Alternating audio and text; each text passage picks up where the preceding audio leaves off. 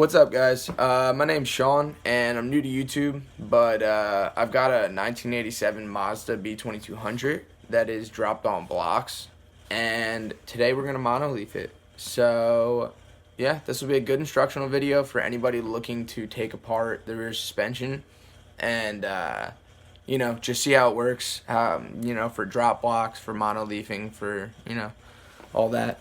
But, yeah, so check it out, and I hope it helps. Alright, so here's my truck. It's an 87 Mazda b2200. It's got a carbed 2.2 in it. It's sitting on 15x10 Chevy Steelies with a 195 by like 60, I think, stretched on it. And I dropped it probably about 6 months back on 4-inch blocks in the rear, and I cranked the torsion keys in the front. But that's all I did because I was using it for work, which I still kind of am. And I was really nervous because I throw a fridge in the back every once in a while, sometimes a stove and stuff, doing property management. And, I didn't want to be frame banging or bottoming out and all that. So I'm going to start by jacking the back up, and we'll go from there. Okay, so I got the ass up. And as you can see, like I said, I got a 3-leaf pack with an overload spring, unlike a lot of other mini trucks that I'm pretty sure have 2-leaf packs with an overload spring. But to get out all this, what you want to do is you want to release all tension off your leaf springs. So you can lift it up by your frame, let your wheels sag, and get started. But before you go into taking your U-bolts off and everything, you definitely want to brace your pinion bearing and your diff. So go ahead and do that with another jack stand or your jack or whatever you got. I've seen some people do it with wood cinder blocks, but yeah. So now I'm gonna get the wheel off and everything so I can get at the U-bolts, and then we'll basically pop these bad boys off and start seeing what we got to do to get the leaf pack apart. I've watched a few videos, and you basically just pull the center bolt out once you get the U-bolts off and everything and your blocks out, and then you usually end up having to cut one of these, I'm pretty sure, and the other one will just bend off, but then you can kind of just shimmy and maneuver it out of there. Alright, first wheel is off. Got the wheel off on this side, and so now basically get in there, get your 4 bolts off. You're gonna have to unbolt your shock, and yeah, so I'll be back after I get the friggin' drop box out. Alright, and we're back, and I got the drop box out and the U-bolts and everything. So basically where we're at now is I gotta get that bolt off that holds the leaf pack together. Now, before you do that, everybody says hold the leaf pack together with something. Zip ties, bungee cords, tie downs, whatever. Again, I've never done this before, so I don't really know what's going to happen if it like pulls apart or it's really that big of a deal. I'm going to do it just in case. Another thing I hear often is if you look really close at this, it's a friggin' circle. So, it's like a carriage bolt kind of setup, I guess.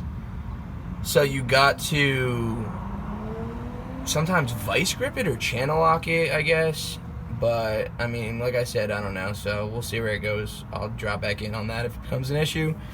But hopefully when I come back, the leaf pack will be separated, and I can start figuring out how to cut this and wiggle the one that I want out. Alright, so leaf pack is separated. Overload I got out. It just fell off, obviously.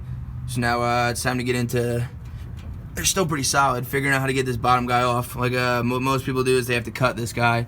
Not super important. And then this one, I mean, I don't know if you can actually wiggle it out, or I've seen people just wiggle it till the clip bends off, and then, you have no clips on either side. I really don't know what exactly they're for, if I'm being blatantly honest. But, trial and error, baby. Let's do it. Alright, so we're back to it, and just a little bit farther. Last I checked in, I had taken the overload spring off by grinding off that carriage bolt thing, and now I Just grounded off this guy. Like I was saying earlier, I'm gonna try and leave that on, like, cause I don't know if it's important or, you know, it could be literally pointless. But I'm gonna try and just wiggle it out after this. But I had to get this guy off, so I'm just gonna hammer him out like that. And there's that bottom spring that I'm trying to take out. Now hopefully, I have a feeling it's like got some kind of a rivet or some weird shit up in there, a pin or something. But I'm gonna try and get this out. So yeah, stay tuned. All right, so it's getting kind of late. So it's getting a little bit dark. So what I'm thinking I might do is finish this whole side up and show you guys and everything. And then I can work in the dark with my lights and all that. And I mean, I'll try and take some more videos of the other side. But by the time I'm done with the whole thing, it'll probably be a little too dark to show you how low it actually is. So I'll give it a try. But I'll, you know, show you the finished product tomorrow morning. But what I ended up doing, and I mean, all this is trial and error, so we'll see how it works, was I got rid of this guy that had the bracket that mounted the e-brake. So the e-brake is sitting free, but I mean, it's a pretty sturdy thing, and like I said, I'm gonna figure out some way to attach it to something. But I took not a carriage bolt because I'm immobile right now, girls at work, but I took a bolt that I had and I ran it through. It might be a little long. Bottom plate has a big ass hole in the middle, so I mean, I'm hoping that it should just drop straight through and we should be good to go. But yeah, so leaf pack's back together. I'm running 1 and 2 with the overload, and we're gonna see where that gets me. Yeah, let's drop this sucker down. All right, we are all finished up on the first side. So I mean, now that I got everything, you know, I got to do, and I know exactly what I got to do, I'm just gonna run over and do it on the other side. But 2-leaf setup with the overload, and yeah, that bolt fit perfectly through. Thankfully, I might still change it, but yeah, I got this weird feeling it's not really gonna go that much lower, but I probably should have taken 2 leaves out. But I'm gonna go slow with it and see how it is. All right, last one definitely kicked my ass, but it's done.